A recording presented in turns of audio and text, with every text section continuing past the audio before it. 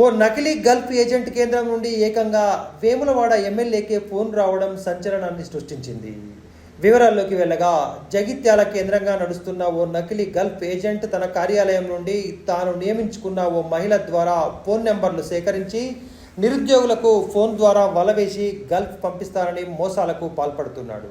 ఈ క్రమంలో సదరు ఆఫీస్ టెలికాలర్ అయిన మహిళ ఏకంగా వేములవాడ శాసనసభ్యులు ప్రభుత్వ విప్ ఆది శ్రీనివాస్కే ఫోన్ చేసి గల్ఫ్ పంపిస్తానని వివరాలు అడగడంతో ఆశ్చర్యపోవడం ఆయన వంతైంది.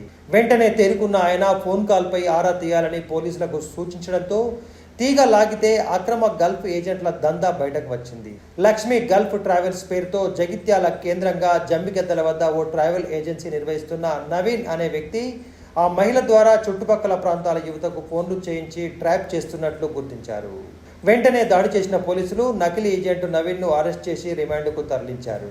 ఏది ఏమైనా నిరుద్యోగులైన యువత బలహీనతను ఆసరాగా చేసుకొని గల్ఫ్ ఏజెంట్ పేరుతో డబ్బులు వసూలు చేయడంపై పలువురు ఆగ్రహాన్ని వ్యక్తం చేస్తున్నారు. దీనిపై అప్రమత్తంగా ఉండాలని సందర్భంగా పోలీసులు కూడా సూచిస్తున్నారు.